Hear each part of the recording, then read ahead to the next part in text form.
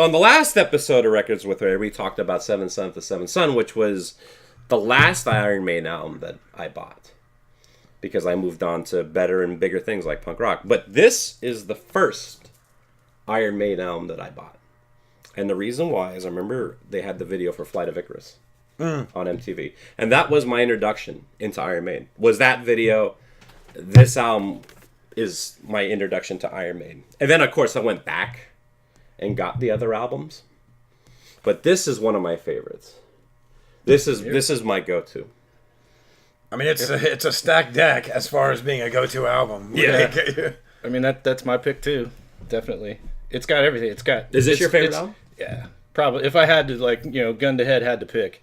What about you? It's loaded with hits. I've long said Seventh Son is probably one of my favorite, hard rock metal album, ever recorded. But, I mean, yeah, of course, this slots in there. It's really hard to choose any one in that, group of 4 or 5 albums that dropped in the mid to late 80s there.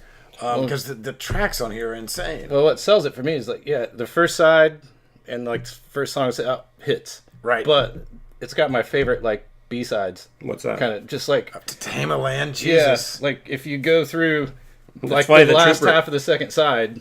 The Trooper's on. Is it Sun and Steel? Yeah.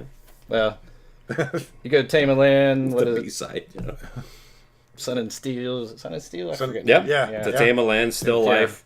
But I mean, this Still Life. I love Still Life. Life. Where Eagles Dare is still Dude, probably one of my favorites. Where Eagles Dare, and it drives me crazy. That new Judas Priest song that is getting a lot of radio play on satellite radio, is the exact fucking intro to Where Eagles Dare. And it drives me crazy every time I hear it because I just keep thinking Maiden's coming on. And it's. You're fuck yeah! It's Priest. It's the new Priest album. And I played it for a buddy of mine. I was like, now think about this with Maiden. He's like, you're right. It's exactly note for note. It sounds exactly like Where Eagles Dare. I can't remember the name of the damn song, but it's off the new Priest album. Well, yeah, that's. But the Tame a Land was cool. You want to talk about a band where I stopped buying albums, and shit. I mean, I think the last Priest I got. You weren't a Ripper Owens fan? I never got it. No, I ended at Painkiller, but this.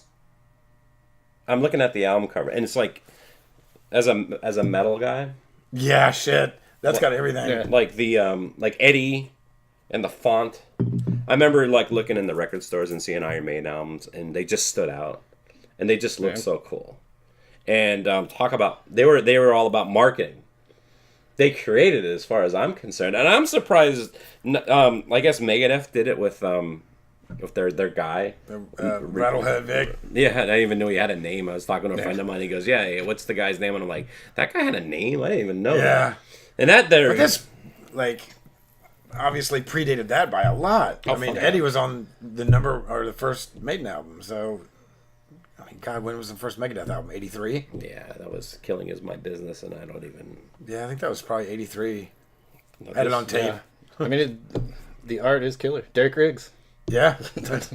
I remember. I'll never forget. I started playing guitar back at this point in time, and there was a song book, a tab book, where it was the first 4 Iron Maiden albums, and that's how I learned how to play metal guitar. Was playing these songs.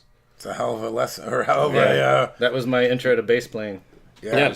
Chris was going to be the next Steve Harris. And again, here's the thing: it's not heavy. It's not kind of stuff. It's a lot of chords, a lot of chord progressions.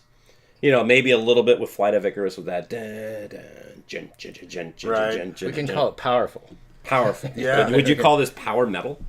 Well, back when this came out, though, power metal was being used to describe a different genre than what it does now. What do we mean? Right, because now when we say power metal, we're talking about major chords, that kind of operatic, a lot of stuff coming out of Germany. But back in the mid 80s, thrash wasn't being called thrash. It was being called power metal because the word thrash hadn't really started being used in 83, 84.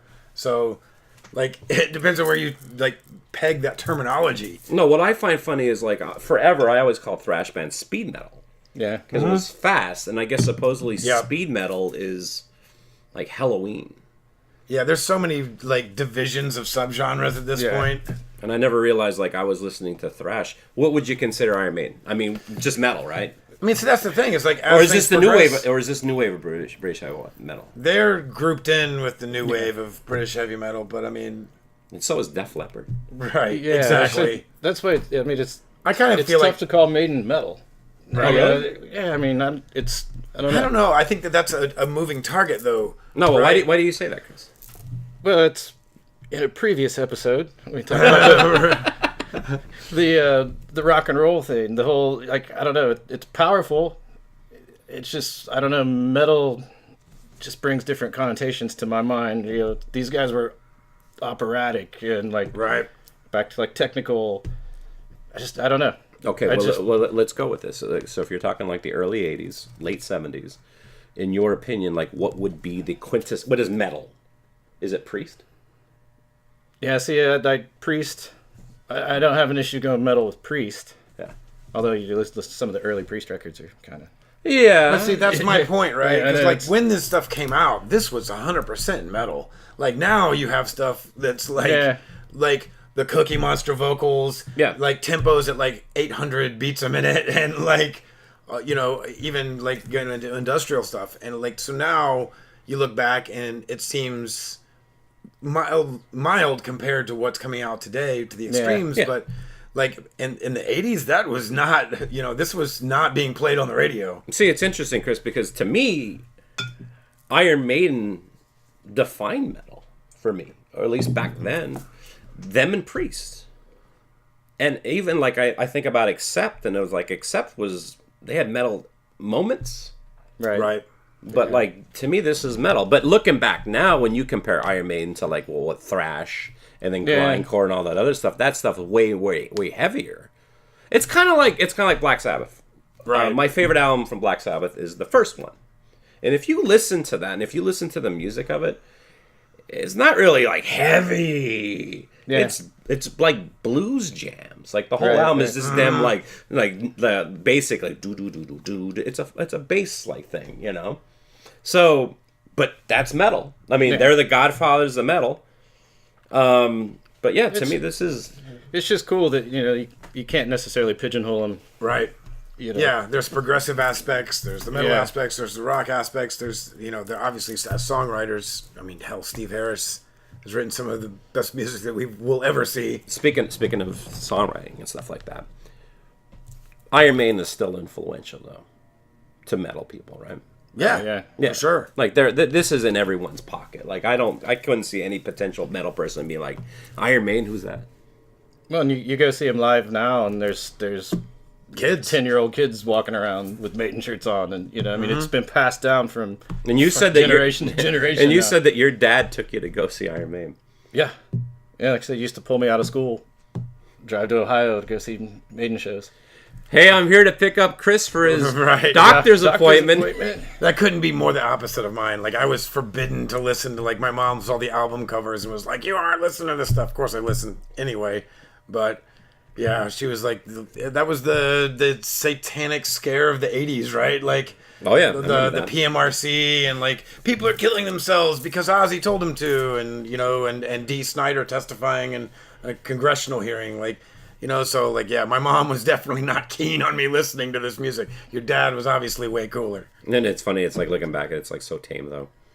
I mean, but then again, they did have a song, The Number of the Beast and all that stuff, and it's just man. Yeah, but called Number of the Beast. But if you listen to it, it's just about a pagan rite in the middle of a forest, Yeah. It was funny actually. I was recently listening. No, Mom. This is a Christian band. There's a song called Revelation. Right. I was recently. My mom was at my house, and I had a Maiden album playing, and I said, "Do you like this, Mom?" And she was listening to it for a few minutes. She's like, "Yeah, this is all right. It's kind of cool." And I was like, "You forbid me to listen to this when I was a child." Well, what was the song? Actually, it might have been off of our previous episode from Seventh Son. I don't remember. I think it might have been Infinite Dreams or something. Well, dude, the song Revelations it's a mellow song.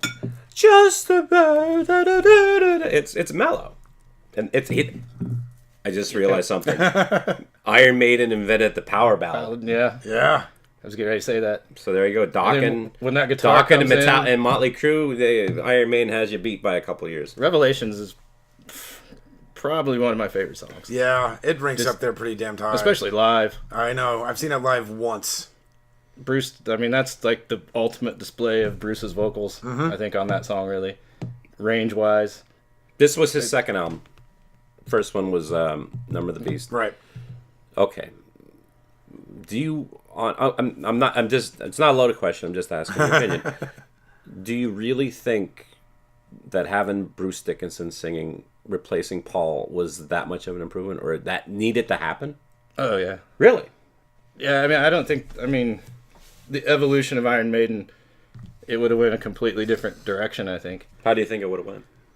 I mean, probably would have stuck more of that punk, garagey rock thing, that's what I you know. think. You think so? I think Bruce really brought that whole operatic element just with his range and his style of singing. And that probably, I mean, I'm speaking theoretically, I guess, but I mean, that's probably what opened Steve Harris up to writing those songs that he wrote. Those grand epic songs. Dude, you know what? I mean, I don't know.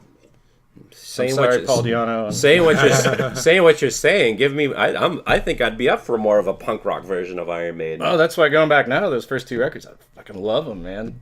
And you know Steve Harris hates punk rock, right? Yeah. Hey, Steve, you might have invented punk rock and you didn't even know it. So, Steve Harris, if you're watching this video, Yeah.